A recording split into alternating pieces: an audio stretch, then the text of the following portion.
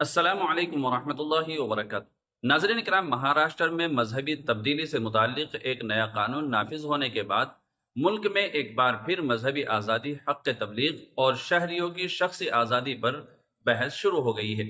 جمعیت علماء ہند کے صدر مولانا محمود اسد مدنی نے اس قانون پر شدید تشویش کا اظہار کرتے ہوئے کہا ہے کہ مذہبی آزادی کے تحفظ کے نام پر بنایا گیا کوئی قانون خود مذہبی آزادی کو محدود کرنے کا ذریعہ نہیں بن سکتا۔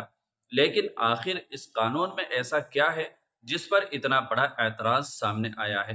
آئیے پوری خبر تفصیل کے ساتھ میں جانتے ہیں۔ ناظرین، مولانا محمود اسعد مدنی کے مطابق ہندوستان کی اصل طاقت اس کی مذہبی اور تہذیبی گوناگو شناخت میں ہے، اور آئین ہر شہری کو اپنے مذہب پر عمل کرنے کے ساتھ مذہب کی تبلیغ اور ضمیر کے مطابق مذہبی انتخاب کا حق دیتا ہے۔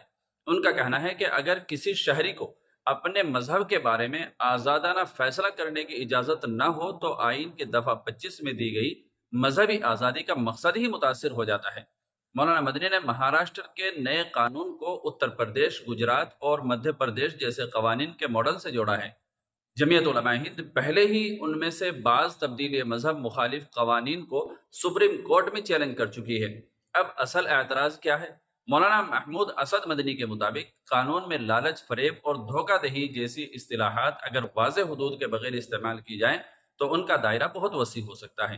مثلا اگر کسی شخص کو اپنے مذہب کی تعلیمات بتائی جائے، مذہب کی تبلیغ کی جائے یا آخرت کی نجات کے بارے میں دینی تعلیم دی جائے تو سوال یہ پیدا ہوتا ہے کہ اسے کہاں تک مذہبی تبلیغ سمجھا جائے گا اور کہاں سے اسے لالچ قرار دیا جائے گا۔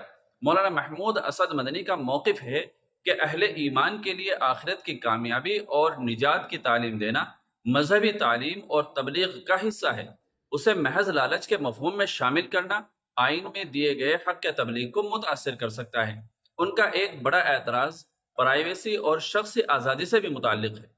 مولانا مدنی کے مطابق اگر کسی بالغ شہری کے مذہبی انتخاب کے لیے لازمی اعلان، پولیس انکوائری یا ذاتی معلومات کو عوام کے سامنے لانے جیسی شرائط عائد کی جائیں تو یہ اس کی نجی ضمیر اور شخصی آزادی میں غیر ضروری مداخلت بن سکتی ہے۔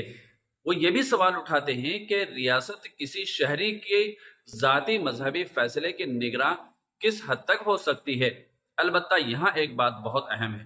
جمعیت علماء ہند کا کہنا ہے کہ وہ جبر، دھوکہ دہی یا زبردستی مذہب تبدیل کرانے کے خلاف کارروائی کی مخالف نہیں ہے۔ اصل اعتراض ایسے قانونی ڈھانچے پر ہے جس کے غلط استعمال سے کسی شہری کی مذہبی آزادی متاثر ہو یا کسی مخصوص کمیونٹی کو نشانہ بنانے کا راستہ کھلے۔ مولانا محمود اسد مدنی نے یہ بھی کہا ہے کہ عدالتوں اور جمہوری اداروں کو صرف یہ نہیں دیکھنا چاہیے کہ قانون کا مقصد کیا بتایا گیا ہے، بلکہ یہ بھی دیکھنا چاہیے کہ قانون کے دفعات عملی طور پر کس طرح استعمال ہو سکتی ہیں اور ان کے غلط استعمال کے امکانات کیا ہیں۔ ناظرین، اب اس پورے معاملے کا اصل سوال یہی ہے، کیا مذہبی تبدیلی کو زبردستی، دھوکہ دہی اور لالچ سے روکنے کے لیے قانون ضروری ہے؟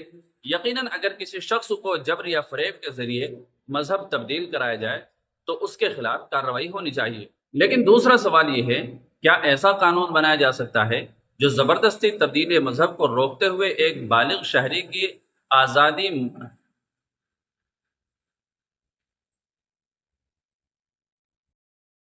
لیکن دوسرا سوال یہ ہے، کیا ایسا قانون بنایا جا سکتا ہے جو زبردستی تبدیل مذہب کو روکتے ہوئے ایک بالغ شہری کے آزاد مذہبی انتخاب، ضمیر، پرائیویسی اور مذہبی تبلیغ کے آئینی حقوق کو بھی محفوظ رکھے؟